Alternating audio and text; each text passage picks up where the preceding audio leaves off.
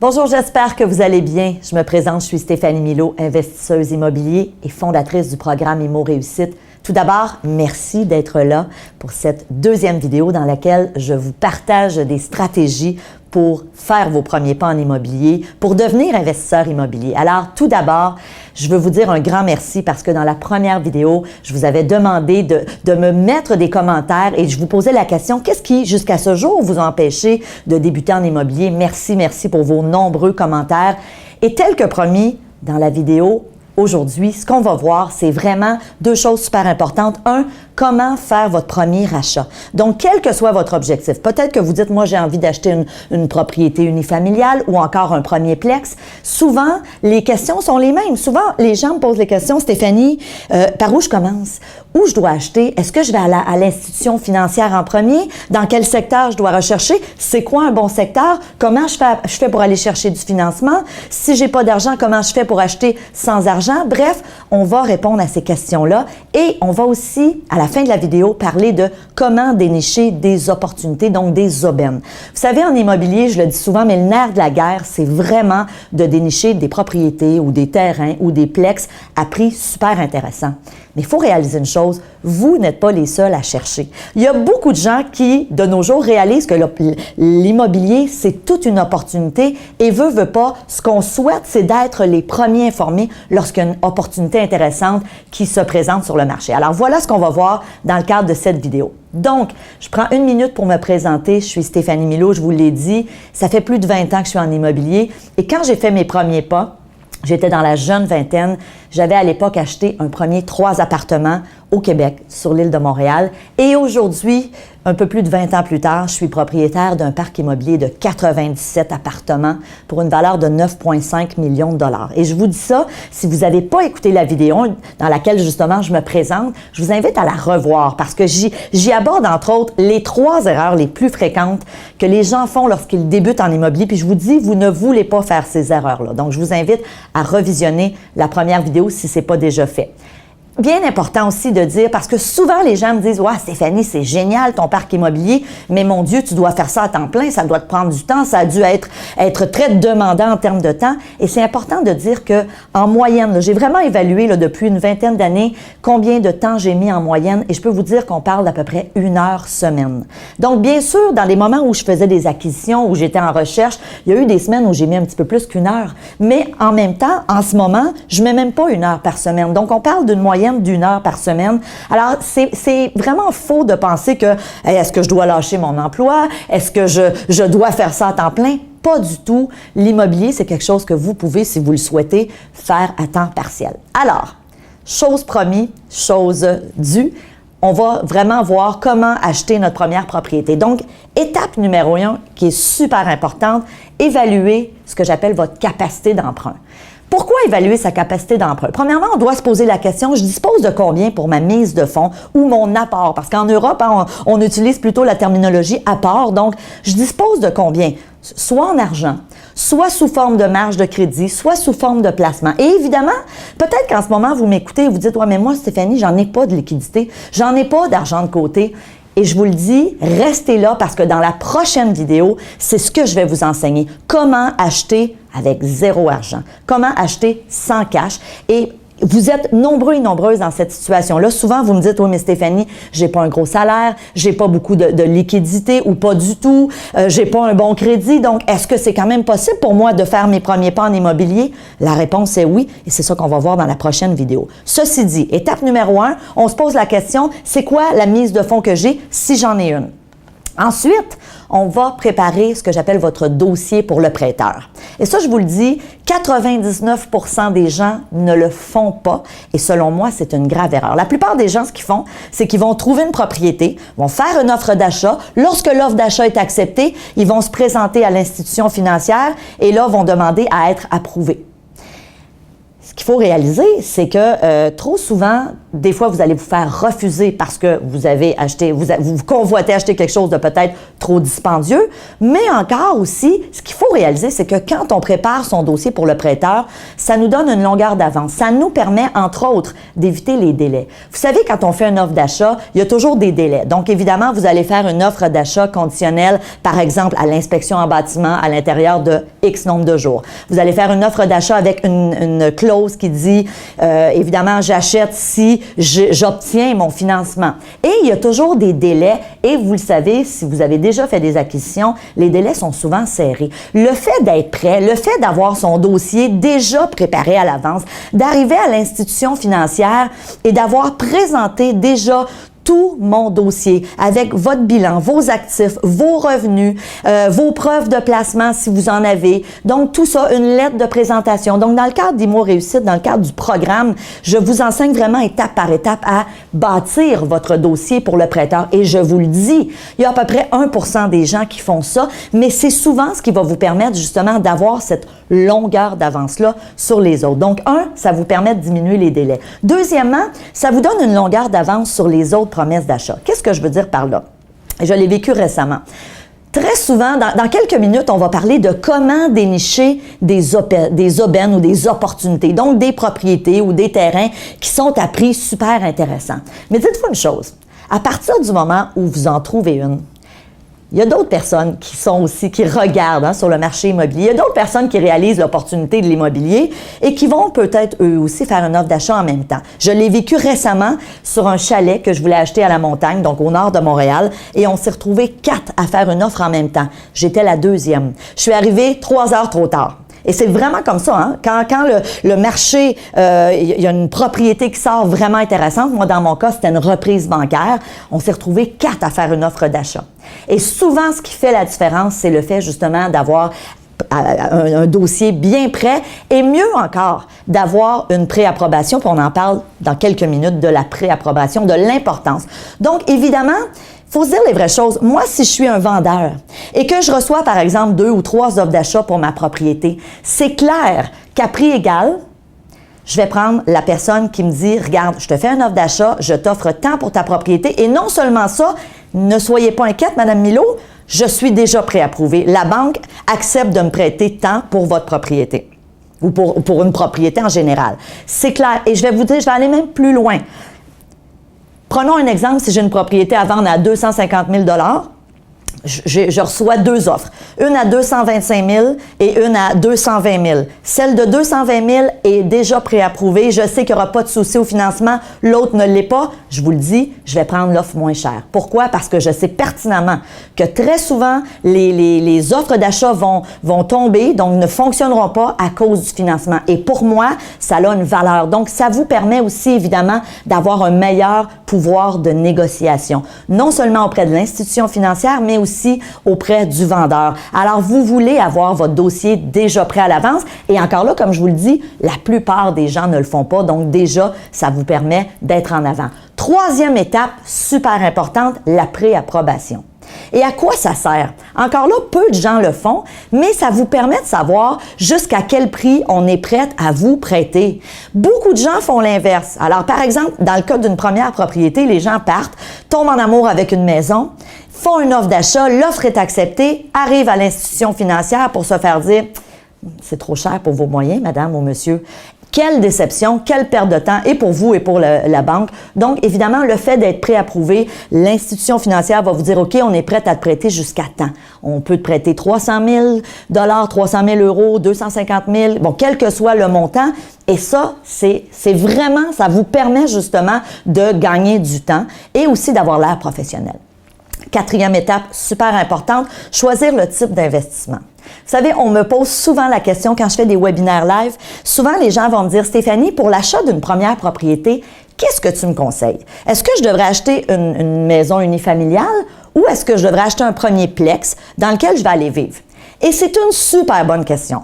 Maintenant, si vous me posez la question, moi, comme investisseuse immobilier, c'est clair qu'avec mon œil d'investisseuse, je vais te dire, le meilleur investissement serait de dire, j'achète un plex, je vais vivre dedans et j'aurai 1 ou 2 locataires qui vont m'aider à payer la bâtisse et même, peut-être que je vais pouvoir vivre gratuitement dans mon immeuble. Ça, c'est ma réponse d'investisseuse immobilier. Maintenant, c'est pas juste ça que vous devez considérer. Faut que tu te poses la question, j'ai-tu envie, moi, de vivre dans un plex? Peut-être que vous avez envie de vivre en banlieue dans une coquette petite maison, puis que vous n'avez pas envie d'avoir des locataires au départ. En tout cas, peut-être que vous n'avez pas envie d'habiter dans la même propriété que vos locataires, et c'est correct. Donc, c'est vraiment une question de choix pour votre première acquisition. Est-ce que vous allez dans l'unifamilial? Allez-vous dans le condo? Allez-vous dans le plex? C'est une question de choix, mais c'est clair qu'en termes d'investissement, un plex va être plus avantageux. 5e étape bien importante, choisir le secteur. Et encore là, on va se le dire, votre choix va être très différent. Si c'est pour y habiter, vous allez choisir un secteur en fonction du lieu de votre travail. Hein, est-ce que c'est proche? En fonction aussi de vos goûts. Aimez-vous mieux la ville, la campagne? En fonction aussi des commodités. Si vous avez des enfants, est-ce qu'il y a des écoles proches? Donc, tout ça, ça va être des facteurs à considérer. Maintenant, si votre premier achat, c'est un plex, donc un immeuble à revenu dans lequel vous n'allez pas habiter, là, le choix va être différent. Et moi, je dis respectez la règle suivante, la règle du 30 minutes. N'achetez pas plus loin qu'à 30 minutes de votre domicile, surtout si vous décidez de gérer votre immeuble. Et au départ, moi, je suggère toujours, dans les premiers temps, de vous-même vous occuper des immeubles. Éventuellement, si vous décidez de le donner en gestion, c'est parfait, mais je pense que c'est très formateur dans les premiers temps de s'occuper nous-mêmes, de louer les appartements, de rencontrer les locataires, de faire les baux. Alors, évidemment, tout ça, ça s'apprend. Peut-être que vous m'écoutez aujourd'hui puis vous dites « Oh mon Dieu, Stéphanie, je ne sais pas comment faire ça, j'ai aucune idée. » Ça s'apprend. Je ne le savais pas moi non plus quand j'ai commencé, mais avec les années, l'expérience, les connaissances qu'on va chercher, vous êtes capable de le faire. Donc, évidemment, choisir le secteur maximum pour un investissement dans un plex ou un immeuble à revenu, 30 minutes de votre résidence. Et 6e, faites-vous un plan. C'est la dernière étape, mais non la moindre. Et vous savez, se faire un plan, moi, j'ai réalisé que les gens qui ont du succès, entre autres en immobilier, mais dans la vie en général, hein, en affaires, mais principalement en immobilier, ce sont des gens qui se sont déterminés un plan, qui se sont fait un plan. Et je vous invite à vous poser 3 questions quand ça va être le temps de faire votre plan. Question numéro 1. C'est quoi mon seuil de tolérance au risque? Est-ce que je suis plutôt un profil d'investisseur prudent ou qui aime le risque? Puis évidemment, là, sur le spectre, hein, on peut se retrouver à plein d'endroits. Moi, je considère que j'ai toujours été une investisseuse très prudente. Et pourquoi je vous invite à vous poser cette question-là? C'est que vous allez faire des choix différents en matière d'investissement. Dans quelques minutes, on va parler de comment dénicher des aubaines, comment trouver des bons deals, excusez l'anglicisme. Mais évidemment, moi, j'ai des amis, des connaissances à moi qui ont pris la décision d'investir dans les secteurs un petit peu plus risqués, un petit peu plus difficiles, avec une gestion un petit peu plus, justement, difficile. Parce que des fois, dans des moins bons secteurs, tu as des locataires peut-être un petit peu plus difficiles, tu peux avoir des défis pour louer. Ceci dit, on va se dire les vraies choses. Ces gens-là ont payé leur immeuble à prix extraordinaire, ont payé leur immeuble à très bon prix. Moi, j'ai jamais voulu, parce que j'ai pas une grande tolérance au risque, j'ai jamais voulu investir dans ce type de propriété. Donc, j'acceptais de payer mes immeubles un petit peu plus cher pour ne pas avoir justement ces casse-têtes-là. Moi, j'appelle ça des casse-têtes, mais encore là, ça dépend de votre profil. Peut-être que vous aimez le risque, et ça, c'est comme dans n'importe quoi. Si vous investissez à la bourse et que vous dites, moi, je suis prête à prendre des risques, fort probablement que vous allez avoir des rendements peut-être plus élevés. Mais en même temps, il y a toujours des risques que vos actions perdent. Donc, ça dépend de votre profil, puis je le dis tout le temps, il n'y a pas de bonne ou de mauvaise réponse. Respectez-vous. Et je vous le dis, si vous embarquez dans cette aventure qui est l'immobilier, qui est une aventure extraordinaire et qui peut vraiment changer votre futur. Moi, je dis souvent aux gens que je rencontre, si tu prends la décision aujourd'hui de te former en immobilier, que ce soit avec le programme Immo Réussite ou ailleurs. Mais si tu prends cette décision-là, je te garantis que si on se revoit dans 10 ou dans 15 ans, tu vas me dire, Stéphanie, wow, quelle bonne décision j'ai prise parce que ton avenir financier va être complètement différent. Et c'est ça qu'on veut. En fonction de vos objectifs, quel que soit votre objectif, on veut justement avoir cette sécurité, cette liberté. Donc, bien important, première question, quel est mon profil et respectez-vous là-dedans. Question numéro 2, c'est quoi mon niveau de connaissance? Vous savez, je l'ai dit dans le cadre de la vidéo 1 et je vais le redire dans le cadre de cette vidéo ici. C'est super important d'aller, de faire justement, de répertorier qu'est-ce que je connais. Et avant de faire une acquisition, posez-vous la question, est-ce que si j'ai des logements à louer, Est-ce que je sais comment les louer rapidement? Est-ce que j'ai des stratégies pour le faire? Est-ce que je sais comment aller chercher du financement? Est-ce que je sais c'est quoi les bons secteurs? Quand on parle de localisation, ça veut dire quoi? Donc, c'est quoi mon niveau de connaissance? Mais surtout, quelles sont les connaissances que je dois aller chercher? Est-ce que je dois justement partir une entreprise, une compagnie pour acheter mes immeubles? Est-ce que j'achète en mon nom personnel? Donc, faites l'inventaire de vos connaissances, mais surtout l'inventaire des connaissances que vous devez aller chercher et formez-vous. Vous êtes ici, vous avez décidé de m'écouter, c'est tout à votre honneur et j'ai envie encore une fois de vous féliciter. Ceci dit, souvent les gens vont me dire « Ah oui, Stéphanie, je vais m'acheter un livre sur le sujet ». Selon moi, c'est un bon début, c'est super, mais je vous le dis, il y a des connaissances que vous allez devoir aller chercher si vous voulez faire les bons choix, des choix judicieux. On se dit les vraies choses, là. Vous allez acheter une propriété à quoi? 150, 200, 300, 400, 500 000, peut-être plus. On s'entend, c'est un gros investissement et comme je le disais dans la première vidéo, vous avez décidé de vous former pour exercer la profession que vous faites aujourd'hui. Vous avez pris du temps, de l'argent. Pourquoi ne pas faire la même chose en immobilier? Pour moi, c'est un non-sens lorsque les gens ne le font pas. Et je peux vous dire, très souvent, les histoires qu'on entend de gens qui ont décidé de sortir du marché parce qu'ils n'ont pas eu de belles expériences, 99% du temps, c'est des gens qui ne s'étaient pas formés. Troisième question, quand on veut faire ce que j'appelle là, justement notre plan de match, est-ce que vous aurez besoin de financement créatif? Donc, tout à l'heure, je vous ai posé la question, c'est quoi vos liquidités pour votre apport ou votre mise de fonds? Si vous n'en avez pas, vous aurez besoin d'aller chercher du financement créatif, vraiment important. Et dans la prochaine vidéo, c'est ça que je vais vous enseigner. Il y a plusieurs stratégies de financement créatif que j'enseigne dans le programme IMO Réussite, mais dans la prochaine vidéo, on va avoir quelques-unes pour justement faire vos premiers pas, même si vous n'avez pas un gros salaire, un gros revenu, si vous n'avez pas d'argent de côté pour faire vos premiers pas ou encore un crédit qui est pas parfait. On va voir que c'est quand même possible d'entrer sur le marché immobilier. Alors ça, c'est les 3 questions pour votre plan de match. Ceci dit, avant de parler des aubaines, je veux vous réitérer pour moi l'importance de cette opportunité-là du marché immobilier. Vous savez, souvent les gens disent « Oui, mais l'immobilier, la beauté, c'est l'effet de levier. » Et l'effet de levier peut changer notre vie financière, puis c'est tellement vrai. C'est quoi l'effet de levier? On va prendre un exemple pour vraiment vous imaginer ce que c'est.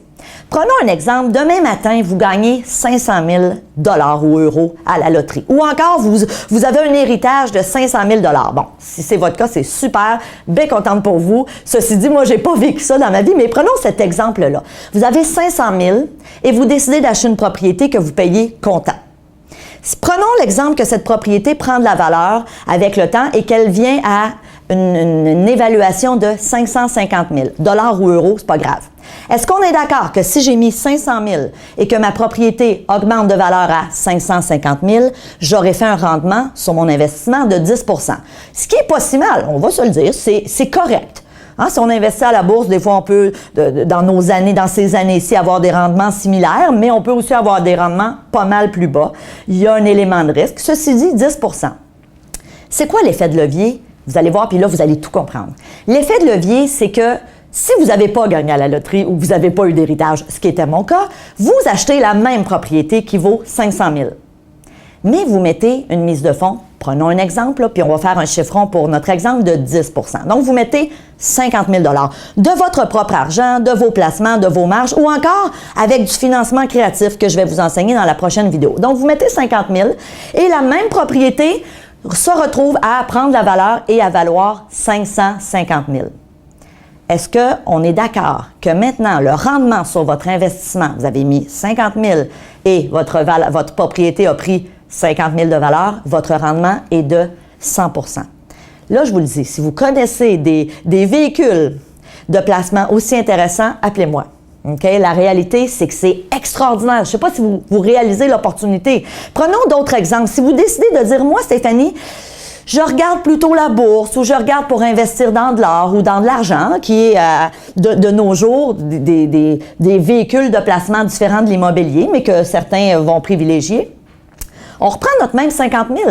Si je décide de prendre 50 000 et de l'investir à la bourse, est-ce que vous êtes d'accord avec moi que vous aurez l'équivalent de 50 000 $ en actions. Donc, l'immobilier, la beauté de ça, c'est qu'avec un montant X, ça vous permet d'acheter une propriété qui peut valoir 8, 9, 10 fois plus cher. C'est ça la beauté de l'effet de levier. Et quand on dit l'opportunité de l'immobilier, dans quelques minutes, on va parler de comment dénicher des aubaines. Puis je vous disais, je vais vous enseigner à avoir une longueur d'avance parce que vous et moi, là, je pense que vous commencez à avoir l'intérêt d'investir en immobilier, mais on n'est pas les seuls. Et on veut justement avoir cette longueur d'avance-là sur les autres. 4 raisons qui font en sorte que c'est tellement important d'investir en immobilier et que c'est tellement intéressant. Raison numéro 1, vos revenus de location. Vous savez, quand vous achetez un immeuble à revenu, et là, je ne parle pas d'une propriété où vous allez habiter, résidence unifamiliale, sans revenu. Je parle d'un plex, par exemple.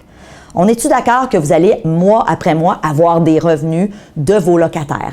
Donc, vous aurez mis, prenons le même exemple, tu as mis 50 000 pour acheter la propriété, mais la différence de ton hypothèque, elle va être payée par qui? Les locataires qui, à tous les mois, te font des chèques. Première bonne raison. Deuxième bonne raison d'investir en immobilier, le remboursement d'hypothèque, justement. Il faut réaliser qu'en fonction de la période d'amortissement que vous allez choisir, mettons, vous dites, moi, là, Stéphanie, je veux payer ma propriété sur 15, 20 ou 25 ans. On est-tu d'accord qu'un jour, cette propriété-là va être entièrement payée? Mais le jour où elle est entièrement payée, les locataires continuent à vous faire des chèques. Et là, l'argent va où? Dans vos poches. Bon, c'est clair, vous allez me dire, oui, mais Stéphanie, il y aura toujours des taxes, de l'entretien, certaines dépenses. C'est sûr. Mais on va se dire les vraies choses. La plus grosse dépense en immobilier, c'est votre dépense, votre remboursement d'hypothèque. Le jour où votre hypothèque est remboursée, ça commence à être pas mal drôle. Ça commence à être pas mal le fun. Alors ça, c'est la deuxième raison. Troisième raison, on l'a dit, l'effet de levier, justement, vous permet d'acheter une propriété à une grande valeur en mettant une petite mise de fonds. C'est ça, l'effet de levier. Et finalement, notre quatrième raison, la plus-value. Rappelez-vous, dans la première vidéo, j'ai donné des statistiques, entre autres, sur la France et sur la Belgique, à l'effet que depuis l'an 2000, en France, les propriétés, à chaque année, avaient pris en moyenne 13 % de valeur. En Belgique, on parlait en 30 ans les immeubles, la valeur a augmenté de 10 fois. On vit la même chose au Canada. Donc, évidemment, la plus-value. En ne faisant rien, votre immeuble, à chaque année, prend de la valeur. Alors, je ne sais pas si vous êtes aussi excité que moi, mais moi, je le suis. Alors écoutez, je vous avais promis de vous parler de comment dénicher des opportunités. On est rendu là et c'est vraiment important. Je le répète, vous voulez avoir une longueur d'avance sur les autres. Constat numéro 1, vraiment important. Puis si vous venez me voir un jour en live, vous allez m'entendre le dire. Des opportunités, il y en avait, il y en a et il y en aura toujours. J'ai beaucoup de difficultés avec les gens qui disent « Ah ouais, mais l'immobilier, ce n'est plus ce que c'était. Aujourd'hui, c'est plus difficile de faire de l'argent. » C'est faux.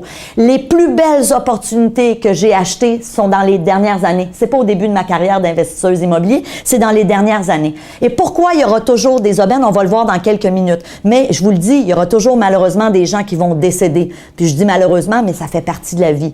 Il y aura toujours des gens qui vont se divorcer. Il y aura toujours des gens qui vont être appelés à déménager et vouloir vendre leur propriété. Il y aura toujours des gens qui vont avoir des problèmes financiers et qui vont vouloir se départir de leur propriété. Il y a plein de raisons qui font que le marché regorge encore aujourd'hui d'opportunités. Mais il faut être capable de les dénicher. Il faut être capable de les voir. Et c'est ce que je veux vous enseigner aujourd'hui. Important, je l'ai dit, on veut avoir cette longueur d'avance-là sur les autres. Donc, stratégie numéro 1, contacter ce que j'appelle les vendeurs indépendants. C'est quoi un vendeur indépendant? Très souvent, les gens qui vont débuter en immobilier vont demander à un agent d'immeuble ou un courtier de dire, regarde, envoie-moi, mets-moi sur une liste d'envoi automatique lorsqu'il y a une nouvelle propriété qui sort sur le marché. Honnêtement, c'est super et je vous invite à le faire. Donc, vous déterminez où vous voulez investir. Vous l'avez fait tout à l'heure dans l'exercice que je vous ai proposé. Donc, c'est quoi le secteur que je regarde? Et vous allez demander au courtier de vous envoyer les propriétés. Mais, soyons vrais, vous n'êtes pas les seuls à chercher. Donc, moi, je me rappelle à l'époque, quand je recevais ces listings-là, j'étais une lève-tôt, je regardais tôt le matin les propriétés, puis quand il y en a qui m'intéressaient, je contactais l'agent, je disais, écoute, je vais aller visiter, je vais faire une offre d'achat. Mais on s'entend, quand c'est une opportunité, vous n'êtes pas les seuls. Les vendeurs indépendants, qu'est-ce que c'est? À partir du moment où tu as déterminé, je veux investir dans tel secteur, que ce soit à Paris, que ce soit à Montréal, en Gaspésie, à Québec, l'endroit n'est pas important. Vous avez déterminé votre secteur, bien évidemment, vous allez vous promener dans ce secteur-là. Regardez les affiches de gens qui vendent leur propriété, qui mettent sur leur terrain affiches à vendre, à vendre par le propriétaire, vendeurs motivés. C'est ça, des vendeurs indépendants. Et dites-vous une chose, il y a beaucoup moins de gens qui vont voir ces affiches-là et qui vont les contacter. Donc, contactez-les et souvent, faites-les parler. Vous allez voir, il y a souvent une histoire en arrière de ça et c'est très souvent, on déniche des opportunités vraiment extraordinaires. Alors, première stratégie. Deuxième stratégie, rechercher les successions. Je le disais tout à l'heure, il y aura toujours des gens qui vont décéder. Il y aura toujours des gens qui vont avoir des parcs immobiliers et qui, lorsqu'ils décèdent, ça va à leurs enfants, ça va à la succession. Et la réalité, c'est que les successions, là, les enfants n'ont pas toujours envie de s'occuper du parc immobilier du père. Pour plein de raisons, puis c'est correct. Je veux dire, c'est pas tout le monde qui a cet intérêt-là. Donc, évidemment, une succession, souvent, qu'est-ce qui se passe? C'est que la succession veut avoir l'argent. Elle veut pas nécessairement avoir les immeubles. Et il y a souvent des super bons deals à faire avec des successions. Dans le cadre du programme Immo Réussite, on vous dirige vers des sites qui vous permettent d'avoir justement accès à ces successions-là. Troisième étape, rechercher sur le web. Très souvent, puis je suis là-dedans en ce moment, je regarde peut-être pour une propriété à la montagne, donc je recherche dans le secteur et vraiment, je vais dans le moteur de recherche et je vais écrire chalet dans telle région. Alors, vous pouvez écrire 3 appartements à Montréal, 3 appartements à Paris, bon. Et vraiment, là, ce qui va vous ressortir, oui, vous allez avoir les sites d'agents immobiliers, de courtiers immobiliers, mais vous allez aussi avoir d'autres propriétés qui, parfois, se retrouvent justement sur des sites Internet. Et là, encore là, il y a moins de gens qui ont accès à, ben, pas qui ont accès, mais qui vont faire ce type de recherche-là. OK? Donc, ça, c'est notre troisième façon. Quatrième stratégie, regardez les maisons qui ont besoin d'amour. Alors ça, c'est mon expression, mais une maison qui a besoin d'amour, c'est quoi? Ou une propriété? C'est une propriété qui a été peut-être un petit peu moins bien entretenue au fil du temps. J'en ai acheté une, moi, il y a quelques années. C'est un bel immeuble, mais je me disais, il y a quelque chose qui va pas avec cet immeuble-là. Il y avait plusieurs logements vacants en plein été, ce qui était pas normal pour le secteur. C'était hyper bien situé et j'ai réalisé que c'était effectivement un immeuble qui avait été mal entretenu. Le propriétaire était à l'extérieur du pays. Il avait confié ça à un concierge qui s'en occupait manifestement pas. Donc, des maisons qui ont besoin d'amour, souvent, vous allez vous promener dans le secteur que vous recherchez et vous allez voir, tu sais, la pelouse qui est longue ou encore une maison qui est défraîchie, qui aurait vraiment besoin d'un petit coup de pinceau, qui aurait besoin, tu sais, les clôtures qui sont croches. Donc, souvent, ça, c'est des signes. Et encore plus, s'il y a une pancarte à vendre par le propriétaire, je vous le dis, il y a souvent des petites mines d'or. Et parfois, c'est dur de comprendre parce que on sait, le marché immobilier est cyclique et lorsqu'on est dans un marché où les propriétés sont chères, des fois, on se dit, c'est trop beau pour être vrai. Je peux pas croire que la propriété va se vendre à ce prix-là, mais je vous le dis, faites des offres d'achat. Et ne dites pas non pour le vendeur. Ça veut dire quoi, ne pas dire non pour le vendeur? Ne prenez pas pour acquis que la personne va vous dire non. Si, par exemple, vous avez une propriété qui est affichée à, prenons un chiffron, 200 000 € ou 200 000 $ et que vous dites, regarde, moi, je veux m'essayer, là, j'essaie d'y offrir 140 000. Ne prenez pas pour acquis que la personne va systématiquement refuser votre offre d'achat. OK? J'ai plusieurs amis, moi, en immobilier, puis moi-même, je l'ai fait, qui font des offres agressives et qui, des fois, sont comme surpris de dire « Wow, ça a marché, ça a été accepté. » Et moi, je dis toujours la même chose. Si tu n'essayes pas, c'est sûr que c'est non. Donc, essayez. Alors, regardez les maisons qui ont besoin d'amour et contactez ces vendeurs-là. Cinquième stratégie, recherchez dans un secteur soit que vous connaissez ou que vous vous engagez à connaître. OK? Donc, évidemment, super important. Moi, je donne souvent cet exemple-là. Ça fait plus de 20 ans que j'investis, entre autres dans ma ville où j'ai grandi. Je connais pratiquement toutes les rues de cette ville-là. Et je sais pertinemment, si quelqu'un m'envoie une fiche descriptive dans ma ville pour un immeuble et me dit « Stéphanie, tu penses-tu que c'est un bon secteur, c'est une bonne rue? » Je peux pratiquement dire cette rue-là, ouais, correct, mais sans plus. Donc, je connais mon secteur. Et souvent, le fait de connaître le secteur fait en sorte qu'on va faire, on va faire des offres d'achat sur des propriétés intéressantes, mais en même temps aussi, on va éviter d'acheter au mauvais endroit. C'est tellement important. Si vous connaissez pas le secteur, si vous dites non, moi, j'ai décidé d'investir dans un secteur qui est nouveau, ce que j'ai déjà fait, dans une ville que je connaissais plus ou moins, à peu près à 30 minutes de chez moi, ce que j'ai fait, c'est que je me suis dit, ben, je ne le connais pas le secteur, mais je m'engage à le connaître. 2 stratégies. 1, allez toujours au poste de police. Si vous trouvez une propriété sur une rue en particulier, prenez l'adresse, allez au poste de police et demandez de l'information. Est-ce que c'est un bon secteur? Est-ce que c'est une bonne rue? Est-ce que cet immeuble-là en particulier, vous avez connaissance qu'il y a eu des problèmes? Alors ça, c'est la première stratégie et je vous le dis, je vous l'enseigne, je l'ai toujours fait. 2e stratégie, allez parler aux voisins. savez, le vendeur qui vend la propriété, l'agent d'immeuble ou le courtier, c'est clair, lui, qui va vous dire que c'est donc une bonne opportunité. Le vendeur lui-même, donc le propriétaire de la propriété, c'est sûr qu'il va vous dire que c'est donc extraordinaire. Mais ces gens-là, on s'entend, ils ont un intérêt à vous vendre. Le voisin ou la voisine à côté, si tu vas cogner à sa porte et que tu lui demandes, écoutez, puis je l'ai fait ça, j'ai toujours fait ça.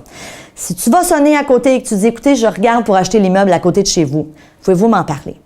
Je vous le dis, puis faites-le avec quelques personnes, vous allez avoir l'heure juste. La personne va peut-être vous dire, puis ça m'est déjà arrivé, « touchez pas à ça, écoute, la police est toujours là, il y a des problèmes, il y a un gros roulement de locataires. » Ou à l'inverse, ça va peut-être vous dire, « Écoutez, c'est tranquille, les gens entretiennent bien. » Puis c'est déjà au premier coup d'œil, on le voit. On voit l'entretien de la bâtisse, on voit, exemple, si sur les balcons, il y a plein de trucs. Évidemment, c'est des choses qu'on peut voir à l'œil, mais encore là, la qualité des locataires, ça, c'est moins évident. Donc, allez demander aux gens autour, ne soyez pas gênés, allez sonner. Et je vous le dis, 95% du temps, les gens sont super gentils et sont généreux de leurs commentaires, mais souvent, ça va faire en sorte que vous allez faire un bon ou un bon achat ou encore que vous allez dire, bien, je me retire, non, je ne fais pas d'offre d'achat sur cette propriété. 6e stratégie, rechercher les reprises bancaires. Alors, évidemment, des reprises bancaires, il y en a toujours eu, il y en a encore aujourd'hui, puis il y en aura toujours. Donc, des gens qui sont en problème financier et qui retournent à la banque pour donner leurs clés. Vous voulez avoir accès à ces informations-là, il existe des sites. Dans le cadre du programme Immo Réussite, on vous dirige vers des sites, mais les reprises bancaires, d'ailleurs, je vous parlais du chalet sur lequel j'ai fait une offre d'achat il y a pas longtemps, c'en était une reprise bancaire. Donc, c'est un chalet qui, initialement, avait été mis en vente à 800 000 $, ensuite à 725 000 $, ensuite à 650 000 $, ensuite 600 000 $. À un moment donné, le propriétaire a remis les clés à la banque parce qu'il n'arrivait plus. Lui avait essayé de faire un flip immobilier et la propriété était en vente à 495 000 $, je pense. Donc, imaginez, c'est quand même une propriété qui avait une super belle valeur, mais qui était rendue à 300 000 $ de différence avec le départ. Donc, c'est vraiment incroyable. Alors, des reprises bancaires, c'est évidemment super intéressant. Avant de terminer sur les opportunités, n'oubliez jamais la statistique suivante. 60% des opportunités ne sont pas inscrites auprès de courtiers ou d'agents immobiliers. Ça veut dire qu'il y a 40% de ce que vous recevez dans vos envois automatiques par votre agent ou votre courtier. Hein, vous recevez 40% de ce qui existe sur le marché, mais il y a 60% que si vous êtes juste abonné à ce type de liste, 60% des opportunités, vous ne les voyez même pas. C'est ça d'avoir une longueur d'avance sur les autres. Alors, évidemment, ce que je vous propose dans la prochaine vidéo, parce que là, je le sais, il y en a qui m'écoutent et qui disent « Oui, mais moi, Stéphanie, j'ai peut-être pas l'argent nécessaire. » C'est ça qu'on va voir dans la prochaine vidéo. Comment acheter sans argent, sans apport. OK? Vraiment, je vous le dis, des stratégies percutantes à la portée de tout le monde. OK? Alors ça, c'est la première chose qu'on va voir et on va aussi parler de la rentabilité. Pourquoi le calcul de rentabilité est si important? Trop souvent, je rencontre des investisseurs, donc des gens qui ont commencé, qui ont fait un premier achat et qui disent « Ouais, c'est pas super rentable mon affaire. » Écoutez, l'immobilier, là, par définition, être un investisseur immobilier, c'est de faire de l'argent. Il doit vous rester un cash flow positif. Donc, tu as des revenus, tu as des dépenses, il est supposé de rester de l'argent à la fin. Et c'est ce que je vais vous enseigner, donc à faire le calcul de la rentabilité, mais non seulement ça, à regarder aussi d'autres éléments hyper importants pour faire des bons choix. Alors, avant de terminer, dans la prochaine vidéo, je vais aussi prendre du temps pour répondre à plusieurs de vos questions. Donc, je vous invite ici, juste en dessous, à répondre à la question suivante. C'est quoi la question que vous aimeriez me poser, là, si vous étiez seul à seul avec moi? Une question à laquelle je n'ai pas encore répondu, mais qui vous permettrait justement de faire vos débuts en immobilier. Donc, juste en bas, vous écrivez ça et dans la prochaine vidéo, je vais essayer de répondre au maximum de questions. Alors, d'ici là, je vous dis merci. Merci de votre confiance. Puis encore une fois, vraiment, félicitations, c'est tout à votre honneur de venir chercher ces connaissances-là. Je vous souhaite plein de succès, puis on se voit dans la prochaine vidéo. Salut!